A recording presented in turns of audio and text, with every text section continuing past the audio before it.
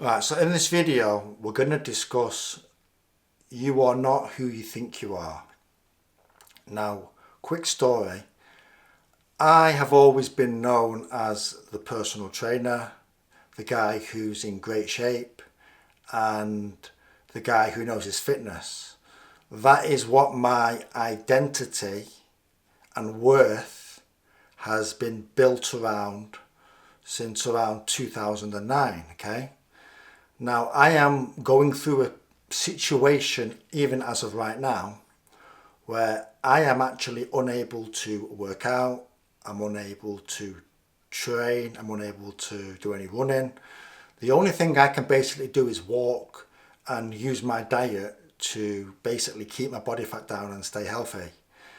Now, obviously, by not lifting weights, I'm no longer in the ripped muscle shape that I was, okay? Now, what this has done is it has made me question my worth, who I am. If I'm not in this great shape, then who is going to listen to what I have to say? It has made me question my identity. And if I'm not the fitness guy, then who am I? Now, this is something where you might have someone who's a doctor, a pilot, and their whole identity is built around being a doctor, being a pilot, and that's what their self-worth is taken from. Or even you. I'm sure there's something which you are known for. What happens when that is basically taken away in some form? Now, what I can say is, while I have had my physical ability stripped back, I have obviously grown stronger in other ways, like mental, spiritual, religious. So it's strengthened me in another way, okay? Now, once I get this ability back to be able to work out and train, I will have so much gratitude, and I will literally be, I already am a different person just by these physical attributes which have been taken away from me. I won't go into the ins and outs of it too much in this video, but I'm just making this to say, look, I have gone through a pretty rough time not being able to work out. As number one, that actually was also my passion. Regardless of being a personal trainer, I absolutely loved working out. Now, for the people who aren't in great shape, a lot of people have the option to work out. They're not in the frame of mind, they don't choose to. Now, with my problem at the moment is, I'm dying to work out, okay? I am literally like in a Formula One car on an open track, but the speed is set to 10 miles per hour. That's just a bit of an analogy to sum up how I'm feeling.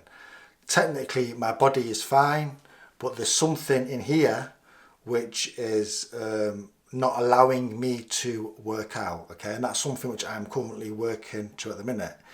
Now, the only way I can describe this is I've been like in a mental prison, okay?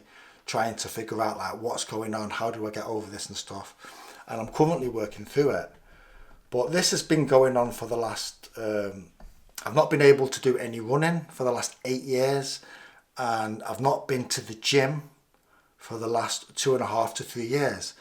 I've done no workouts, just walking.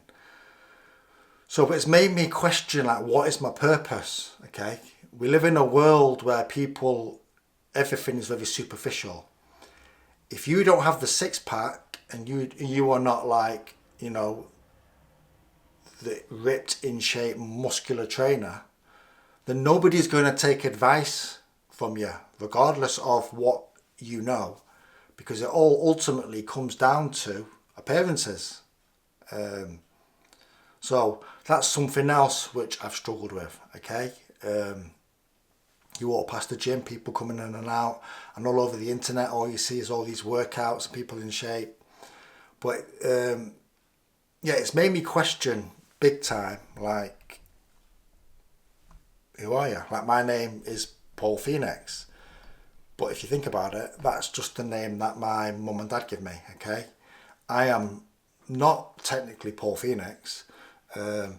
All of my experiences through life, I've crafted my thoughts and stuff like that. But being realistic and honest, I am consciousness. And this is another totally different tangent, but, you know, consciousness is you are observing the thinker. So if you are thinking something and you're observing you thinking it, you are the observer, the consciousness. And ultimately it comes down to that at the end of the day, here's how I thought of this. One day, I'm not going to be here anyway. We're not going to be here. So this body ultimately doesn't matter. It matters while I'm here on earth, maybe from a business, from a self-esteem. But ultimately, we all, whether we decay, we get illnesses, we get diseases, and one day we will not be here. And this has drastically brought home to me the illusion of, you know, the physical form, which, you know, you've got these people who rely totally on the beauty and how they look, and over time, basically, it's going to decay. It's going to transform to nothing. Okay, what's it called now? It's called, I forgot about the name. It's the law of something. It's the law of, I can't think of it. But yeah, ultimately,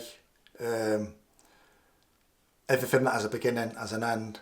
And I'm just sharing this video just to make you think you are not your profession. You are not, you know, what other people assign to you. We are something more spiritual, something beyond this physical body.